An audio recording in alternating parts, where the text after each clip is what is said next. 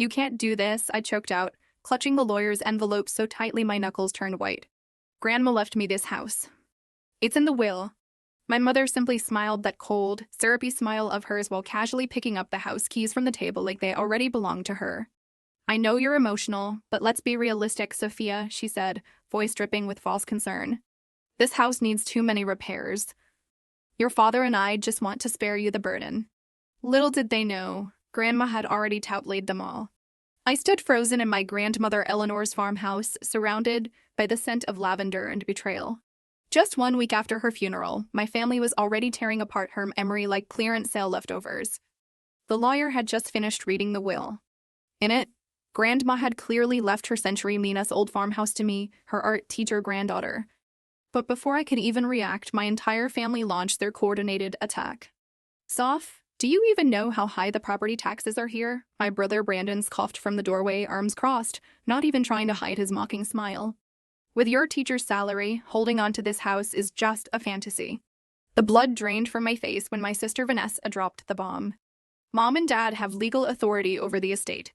They have power of attorney, she said without a hint of remorse. The transaction's already been made. What transaction? I barely whispered. We found a buyer, my mother replied quickly, adjusting her silk collar like everything was already settled. It's a great offer above market value. The paperwork is signed. There's nothing more to discuss. I tightened my grip on the envelope in my hand, the one Grandma's lawyer had sent with specific instructions only open after everything has been said. Get out of my grandmother's house, I said, my voice barely audible but somehow filling the room. Don't be dramatic, Sophia, my father finally spoke, his voice dry. We're still a family. I let out a hollow laugh that echoed through the heavy silence. Families don't do this to each other. They left one by one, relief evident in their eyes. My mother paused at the doorway, turning back with a cryptic smile. We're meeting the buyer tomorrow to hand over the keys. You should come. It'll be better for you to face reality. When the door closed, I sank into Grandma's favorite floor alarm chair and slowly opened the envelope. Inside was a carefully folded piece of paper and a small brass key. My dearest Sophia, if you're reading this, then everything has happened just as I expected. But don't worry, I've left you something they don't know about. It will help you reclaim what's rightfully yours. Check beneath the third brick on the garden wall, the one with the carved sparrow. My heart pounded against my ribs. Grandma always said, the truth doesn't need to shout. It just needs someone brave enough to listen. It seemed she had prepared for every possibility. I stepped into the garden that night, flashlight in hand, each step on the mossy stone path taking me back to childhood summers spent with her. I found the brick with the carved sparrow, just as she'd described. Inside was a small tin box wrapped in vintage patterned silk fabric. My hands trembled as I opened it to find a thick bundle of documents tied with a blue ribbon, a USB drive, and a handwritten note. My dear Sophie, they will try to take everything from you. But they don't know I was one step ahead. Inside these pages is the truth that the law cannot ignore. Take them to my lawyer, Abigail Hart. Trust no one else but her. The next morning, I drove straight to Abigail's office, a small but elegant building in the heart of the city.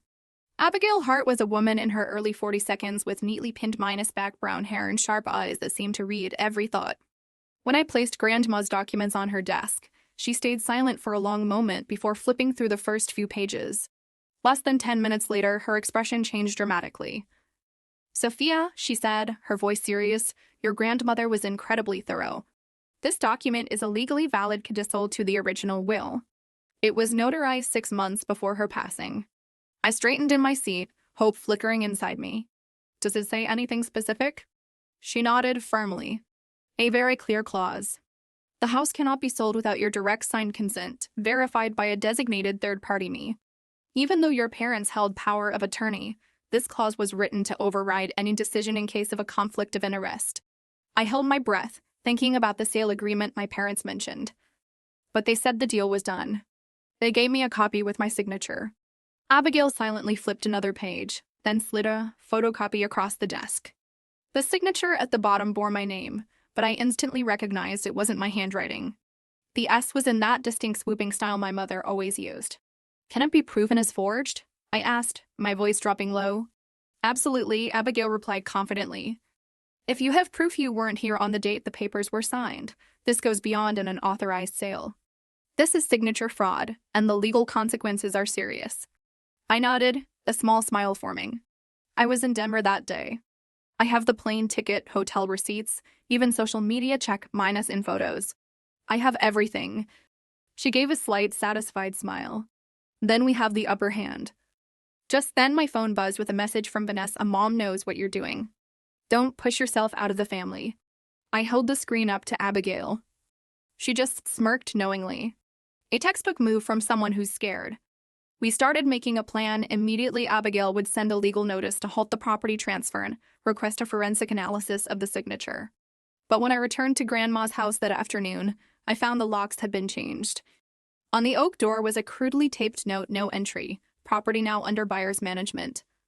I stood there, hands clenched inside my coat pockets, while inside me a quiet fire of resolve was beginning to burn. This wasn't just about a house anymore. This was a wake-up call that sometimes the people closest to you are the very ones willing to erase you from their lives if it gains them something. On Monday morning, I returned to Abigail's office. She was already waiting, eyes sharp with determination, as if ready for a legal battle since sunrise. The buyer's name is Daniel Grayson, real estate investor from Sacramento. He wired a deposit and plans to take possession of the house in 3 days. I frowned, worried about this new complication. Does he know I didn't sign the sale papers? Abigail shook her head. There's no indication he's aware, but we'll find out. I've arranged a meeting with him here this afternoon. You should be there too. At 2:30.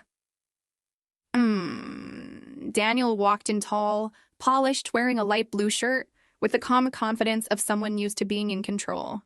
But when his eyes met mine, that confidence wavered for a brief second. I'm guessing you're Sophia? He asked, taking a seat beside Abigail. I nodded firmly. My grandmother's house. The one you're trying to buy. Abigail opened the file and slid the sale contract in front of him. Mr. Grayson, this is the contract you signed with Sophia's family. But there is a serious issue. The signature representing the legal owner has been forged. Daniel furrowed his brow, his eyes scanning the signature. Is it hers? I spoke up, my voice stronger than it had been in days. That signature isn't mine. And on the day the contract was signed, I was in Denver. I have solid proof. A moment of silence passed. Daniel looked me straight in the eye, then turned to Abigail. You're saying forged? They signed it for her? Not just forged, Abigail replied firmly. They violated a notarized codicil to the will. It clearly states that the house cannot be transferred without Sophia's direct consent, verified by me. This contract is entirely void. Daniel leaned back in his chair, clearly shocked. They told me you had agreed that you were too busy to attend the signing. I gave a faint, bitter smile. They also told me the house was just a burden that no one wanted to keep. Daniel's gaze slowly shifted into one of suspicion. I don't like being caught in the middle of lies. If this contract isn't valid, I want no part of it. Abigail gave a small, strategic smile. We're not asking you to proceed with the deal. But if you're willing to clarify what you were told by the sellers, it could be legally significant. He thought for a moment, then nodded decisively. I've got nothing to hide. I'll cooperate. But you should know, over the past few weeks, your mother kept pressuring me to sign quickly. She said there was a financial urgency, and if I delayed, she'd go with another buyer. I looked at Abigail, the pieces falling into place. She was trying to rush everything before I found out. Daniel nodded, pulling out his phone. I've got the whole chain of emails and texts. I can print them and sign a statement if needed. Abigail jotted down notes in the file, her pen moving quickly. We'll need everything, both content and timestamps, especially anything that mentions Sophia. Daniel picked up a folder he had brought. I also have this. There's a line where she says, "We are the rightful heirs. The girl won't be able to interfere. This deal is for the good of the whole family." I felt a tightness in my chest. A short sentence, but calculated and cold. To them, I was nothing more than an obstacle in their transaction. Daniel looked up, his gaze softening. I'm truly sorry. If I had known something was wrong, I wouldn't have gotten involved. I nodded, the anger in me mixing with an odd sense of gratitude for this stranger's honesty. It's not your fault. You were just used like I was. That evening, I received an unexpected call from Vanessa.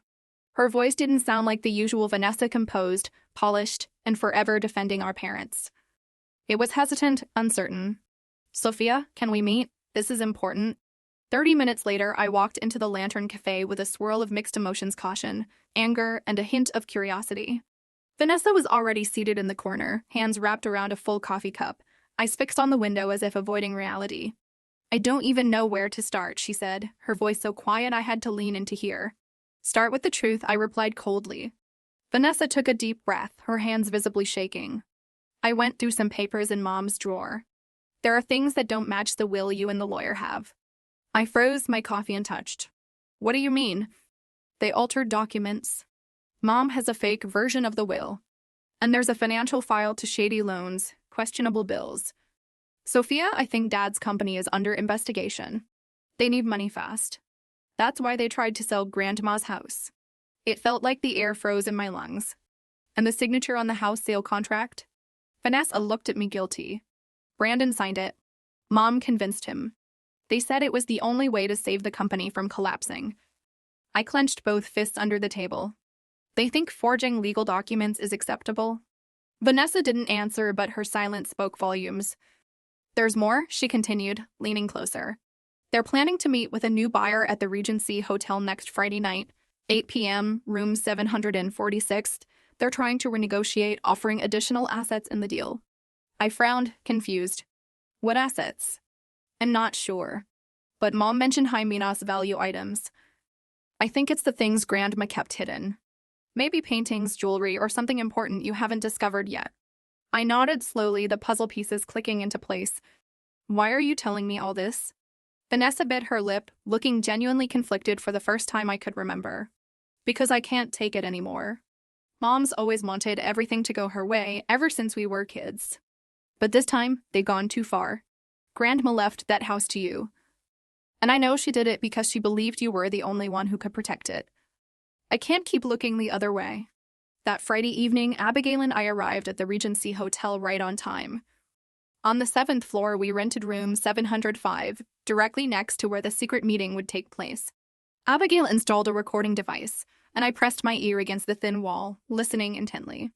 My mother's voice came first, cold and calculated. We only have tonight. The auditors will go through the books on Monday. If the money isn't in the business account, they'll start digging. My father's voice followed. We can't let everything fall apart because of that girl. My mother exhaled sharply. Sophia won't know a thing. The buyer agreed to keep quiet if we turn over all of Eleanor's hidden valuables. I held my breath. Valuables? Behind the built malt-minusing cabinet in the library, Mom continued. Eleanor had a collection of pre-war arts and crafts worth hundreds of thousands. I looked at Abigail, who had recorded the entire exchange, her eyes flashing with satisfaction. We've got what we need, she whispered. Now we just bring it to light. The next day, we arrived at my grandmother's house with a court's issued authorization and a temporary protection order. The first person we saw was Brandon, standing awkwardly at the front door, a set of keys fumbling in his hand. What are you doing here? I asked, stepping in front of him. Brandon froze, his eyes darting from Abigail back to me. Mom said she needed something checked in the library. I was just following instructions. And the forged signature on the sale contract? Were you just following instructions then too? I asked, my voice catching in my throat. Brandon bit his lip, finally looking ashamed. I'm sorry, Soph. I know I messed up. But everything was falling apart. The company, the debts were piling up. Mom said if we didn't come up with the money, there'd be an investigation. And the solution was selling off Grandma's last memory? I shook my head in disgust. You had a choice and you picked the wrong side. We headed straight for the library, where the walls were lined with antique books and muted sunlight filtered through the windows. I ran my hand along the wooden rim behind the third bookshelf, the spot my mother mentioned during the meeting. A soft click echoed. A small compartment opened behind the paneling. Abigail shone a flashlight inside.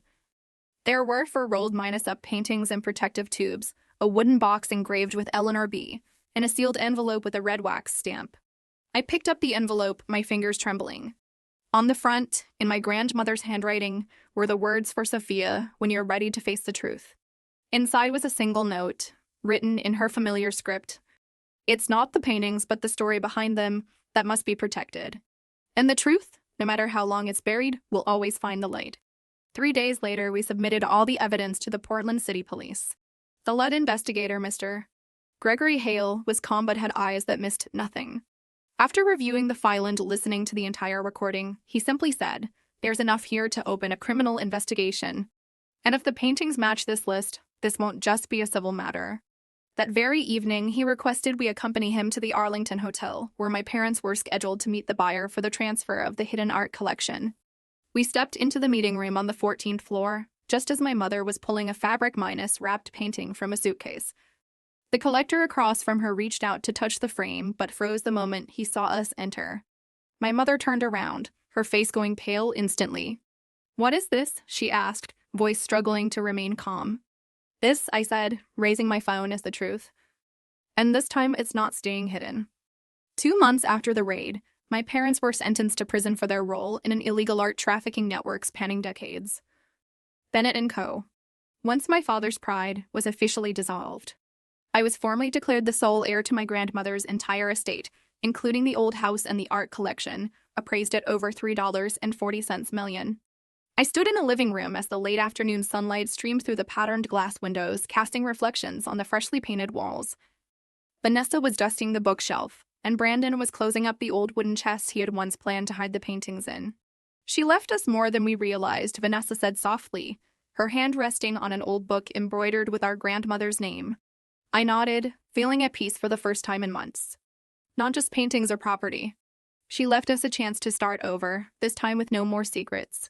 As the orange glow of sunset filtered through the windows, I stood on the porch with my siblings. 3 fractured pieces, slowly stitching back together with the invisible thread of forgiveness. "Grandma was right," I said quietly. "We can lose everything, but as long as we still have truth, we can rebuild." This house had once buried secrets. Now, it held the most precious things of all: truth, love, and family. Just as Eleanor always hoped.